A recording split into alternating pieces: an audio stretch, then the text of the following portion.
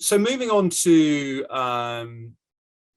how organizations can address the issues that they've got. So in terms of applying cost management, transformation, and basically, improvement, or that path towards procurement excellence, how, in your view, should organizations be prioritizing areas to specifically apply that cost management and transformation to? I follow a structure, honestly. Like, I always would start with, I'm very tool agnostic. I would never start my journey with having a tool in my mind. So my first step would be assess your processes today, as is versus to be. So that should be a 3-day exercise, not really complicated. So you understand what are my blockers today. Then you define a use case library. I always lay a very, very highly amount of influence on my use case library, and then prioritize your use cases in terms of these are the 5 use cases that I want to implement it. And once you do that, then you move to the stage of hyper automation. As I said, get rid of the processes before you buy any fancy tool that you want to. Once you do the hyper automation, then you look back into the use case library and then see, okay, this is the tool, let's say, for example, e-sourcing tool I want to implement.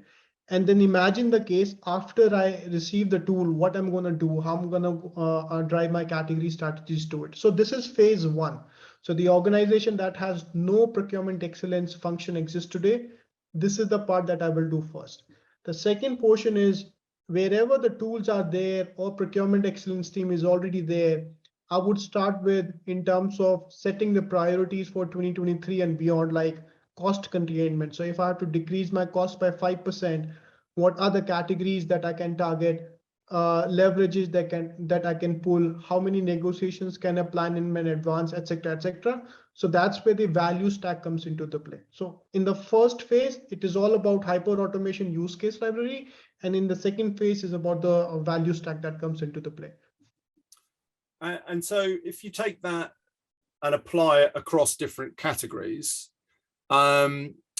where would you see, so obviously it depends how much you're spending in different categories as to where the most potential value lies, which depends on which industry sector that organization's operating in, how it's structured, etc.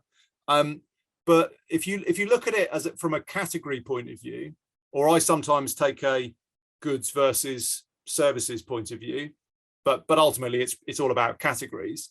Do you think there's a difference in the potential to drive this value in a goods and materials environment versus a services environment?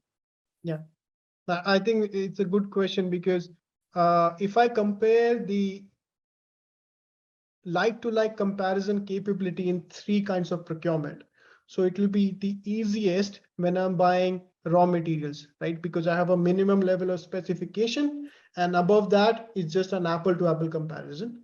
The level 2 in terms of higher difficulty would be CapEx, because you have to line the bill of materials and specifications. And it's usually more complex because you have so many line items to deal with. But when you compare that, it's like, and then you can actually go ahead and negotiate. I think the services is the 3rd level difficulty, or rather the most complex one, because one, your scope cannot be compared apple to apple, because you will always have that quality of service sort of argument around it.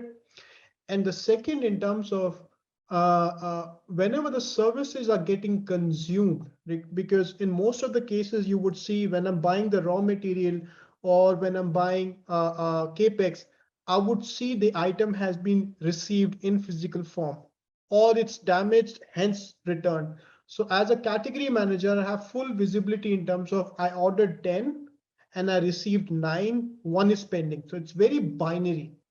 But what happens in terms of services, if I pull my spend analytics data and I see services category and I see I have issued 10 POs to you, I have no way of telling whether those 10 POs had the same scope or a different scope. So I cannot really use, for example, previous historical information from my spend analytics solution or e-sourcing solution to compare, right?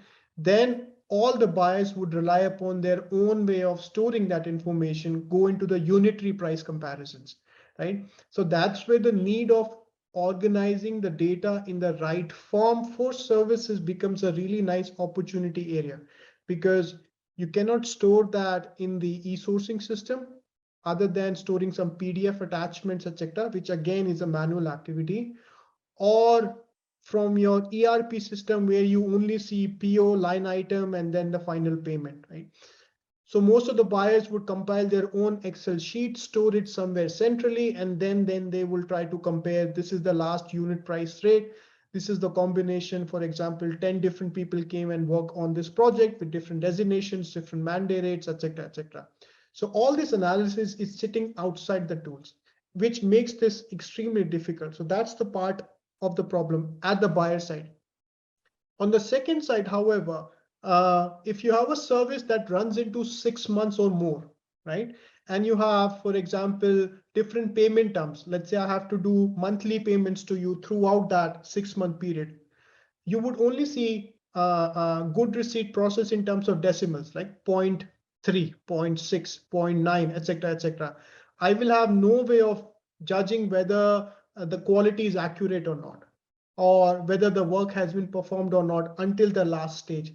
And the disconnect between buyers and the final service receiver in case of services is the biggest. So I can very well pick up my warehouse guy and ask him, have you received these 10 parts? And he will say yes, no. But I cannot do the same for my services category, because it's always the feedback is judgmental. I can't rely upon solely the word of my warehouse guy versus the service provider, because there's always a disconnect. So there's a lot of inefficiency today in how services are received and provided and delivered.